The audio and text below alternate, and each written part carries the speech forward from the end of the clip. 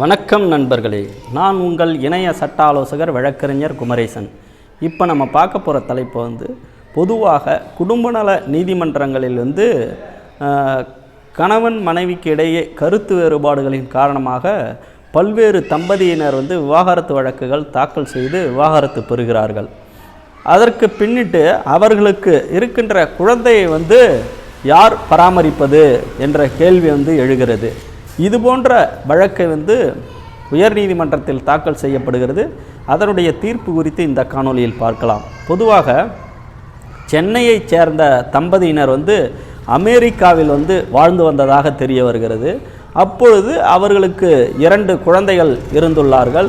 பின்னிட்டு கணவன் மனைவியிடையே குடும்ப பிரச்சனை காரணமாக கருத்து வேறுபாடு ஏற்பட்டு இருவரும் அந்த அமெரிக்கா நீதிமன்றத்திலே குடும்ப நல நீதிமன்றத்தில் விவாகரத்து வழக்கு தாக்கல் செய்து விவாகரத்து பெறுகிறார்கள். பின்னிட்டு அந்த குழந்தைகளை அந்த குழந்தையினுடைய தந்தை சென்னைக்கு அழைத்து அந்த தந்தையுடைய அப்பா பராமரிப்பிலும் அந்த தந்தை பராமரிப்பிலும் அந்த குழந்தைகள் வளர்க்கப்பட்டு வருகிறார்கள். அந்த பெண் குழந்தைக்கு 15 வயதும் ஆண் குழந்தைக்கு 13 வயதும் இப்போது நடந்து கொண்டிருக்கிறது. இந்த சூழ்நிலையில் அந்த குழந்தைகளுடைய தாயார் சென்னையில் இருக்கக்கூடிய உயர்நீதிமன்றத்தில் மனு தாக்கல் செய்கிறார். அதாவது ஹேபியஸ் கார்பஸ் என்று சொல்லக்கூடிய ஆட்கொணர்வு மனு தாக்கல் செய்கிறார். அதன் அடிப்படையில் தனது குழந்தைகள் சட்டவிரோத காவலில் தந்தை வீட்டில் வைக்கப்பட்டதாகவும் அவர்களை மீட்டு தன்னுடன் அனுப்ப வேண்டும் என்று உத்தரவிடக் கோரி உயர்நீதிமன்றத்தில் வழக்கு தாக்கல் செய்கிறார்.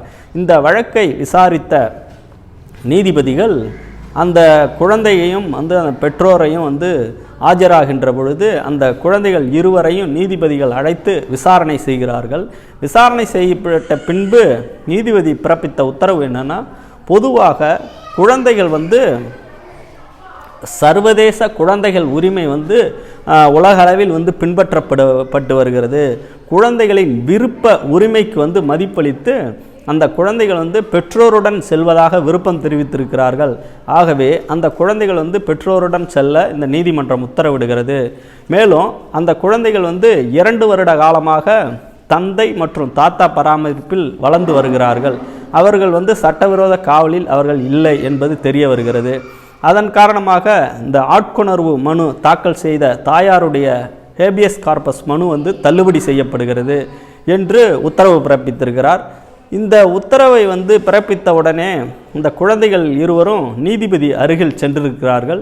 உடனே நீதிபதிகள், நீங்கள் ஏதேனும் கூற விரும்புகிறீர்களா என்று கேட்டவுடனே அந்த குழந்தைகள் இருவரும் புன்னகையுடன் நீதிபதிகளுக்கு நன்றி தெரிவித்ததாக தெரிய வருகிறது. இதனைத் தொடர்ந்து இந்த தாயார் தாக்கல் செய்த மனு தள்ளுபடி செய்து உத்தரவு பிறப்பிக்கப்பட்டவுடன் தாயார் கண்ணீருடன் வெளியே சென்றதாக தெரிய வருகிறது. இப்படியான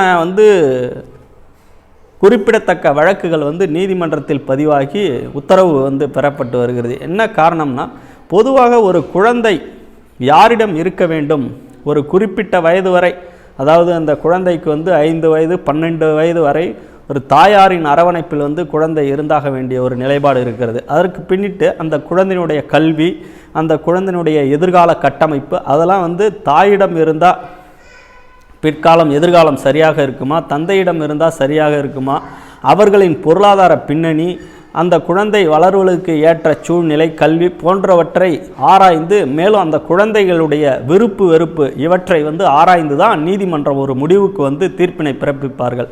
இப்போ இந்த குழந்தைகள் அவர்களை விசாரித்த போது தந்தையுடன் செல்வதாக கூறியதால் சர்வதேச அளவில் குழந்தைகள் உரிமை அது சம்பந்தமான சட்டங்கள் வகுக்கப்பட்டு பின்பற்றப்படுகிறது. அதனால் இந்த குழந்தைகளுடைய விருப்ப உரிமைக்கு மதிப்பளித்து குழந்தைகள் தந்தையுடன் செல்லலாம் என்று உத்தரவு பிறப்பித்திருக்கிறார்கள்.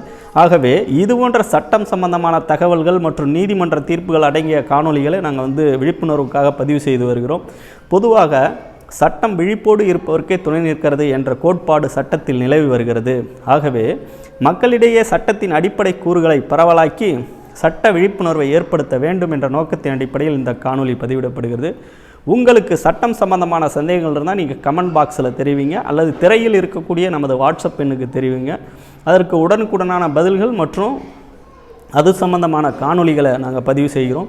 இதில் கூறப்பட்ட தகவல்கள் உங்களுக்கு பயனுள்ளதாக இருந்தால் இதை லைக் பண்ணி உங்கள் நண்பர்களுக்கு ஷேர் பண்ணுங்கள். மறக்காமல் நம்ம சேனலை சப்ஸ்கிரைப் பண்ணி பெல் ஐக்கானை கிளிக் பண்ணுங்கள். அப்போ தான் நாங்கள் பதிவிடக்கூடிய சட்டம் சார்ந்த தகவல்கள், நீதிமன்ற தீர்ப்புகள் அடங்கிய காணொளிகள் உடனுக்குடனே உங்களுக்கு வந்தடையும். மேலும் அடுத்து பயனுள்ள சட்ட தகவல்கள் அடங்கிய காணொளியில் உங்களை சந்திக்கும் வரை உங்களிடமிருந்து விடைபெறுபவர் நான் உங்கள் இணைய சட்ட ஆலோசகர் வழக்கறிஞர் குமரேசன். நன்றி, வணக்கம்.